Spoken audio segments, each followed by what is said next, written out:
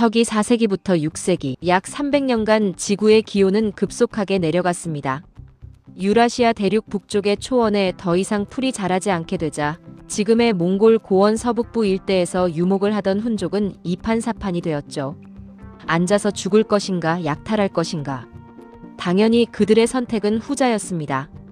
훈족은 말을 타고 칼을 휘두르며 카자흐 초원을 지나 지금의 우크라이나 평원으로 쳐들어가서 그곳에 살던 게르만계 동고트족을 제압하더니 지금의 루마니아와 불가리아 북부에 살던 서고트족을 위협합니다. 놀란 서고트족은 훈족에 쫓겨 도나우강을 건너 로마 제국 영내로 도망쳤고 얼떨결에 침입자가 된 서고트족은 에라 모르겠다 신나게 로마를 약탈합니다. 당시 로마 역시 소빙하기의 영향으로 추위와 가뭄이 이어졌고 극심한 식량난으로 곳곳에서 봉기가 일어나는 등 국력이 쇠약해진 상태였기에 결국 476년 게르만족에 의해 서로마 제국은 멸망하게 됩니다.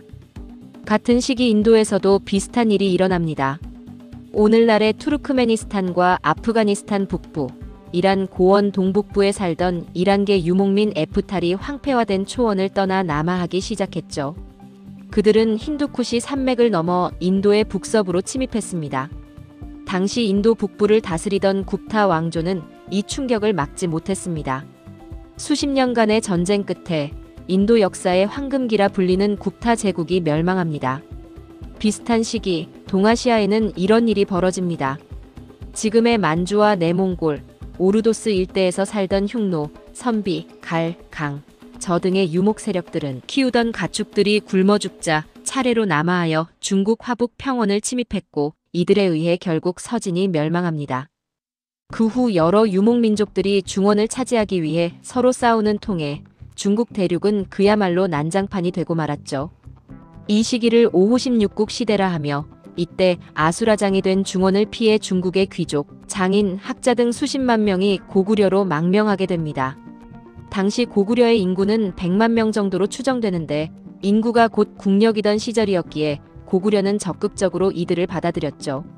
소수림왕은 이들을 포용하기 위해 불교를 공인하여 사상적 통일을 꾀하고 율령도 반포합니다.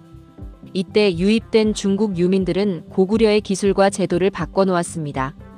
제지술이 전해져 서적이 보편화되었고 우경이 보급되어 수확량이 늘었습니다. 수차와 수리시설, 저수지 기술이 들어와 관계농업이 가능해졌고 행정 문서 양식, 세금 제도가 자리 잡으며 국가는 더욱 정교해졌습니다. 이러한 것을 토대로 고구려는 광개토대왕과 장수왕의 전성기를 맞이하게 되었으니 소빙하기가 불러온 도미노는 이렇듯 한반도에도 큰 영향을 끼쳤습니다. 서기 600년 이후 따뜻해졌던 지구는 14세기부터 다시 식기 시작했습니다. 유럽에서는 1315년에서 1317년까지 이어진 대기근으로 인구의 10% 이상이 굶어 죽었습니다. 설상가상, 흑사병까지 퍼지게 되었으니 1347년 중앙아시아에서 시작된 이 병은 쥐벼룩을 통해 유럽으로 번졌고 단 몇 년 만에 유럽 인구의 최소 3분의 1이 사라졌습니다.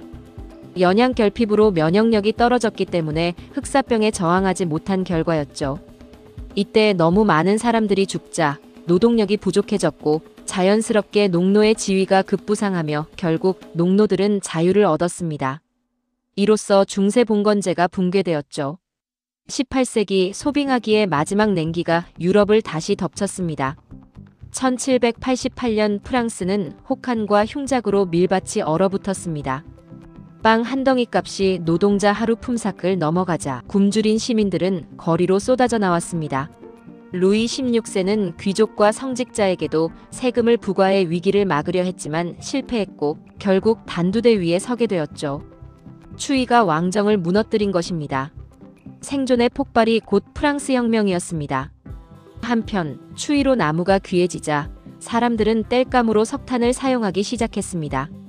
그런데 석탄을 캐는 갱도에 물이 계속해서 차올랐기 때문에 이 물을 퍼내기 위해 발명된 것이 바로 증기기관이었죠.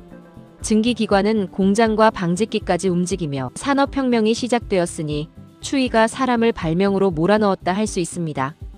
동아시아도 마찬가지였죠. 원나라는 14세기 소빙하기의 추위로 흉년이 이어졌습니다.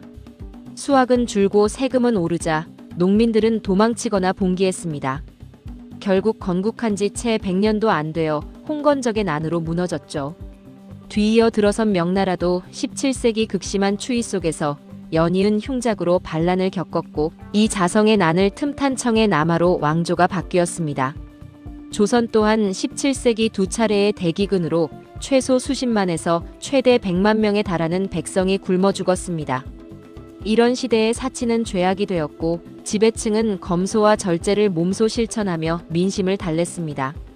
하지만 이 검소와 절제는 변화의 발목을 잡기도 했으니 조선 건국 때부터 이어진 소빙하기의 빈곤과 기근에 체념한 지배층은 부국과 실용을 강조한 실학과 북학 사상을 받아들이지 못하고 그저 백성들을 도덕과 절제로 묶어두었죠. 지금까지 시간 프린터였습니다.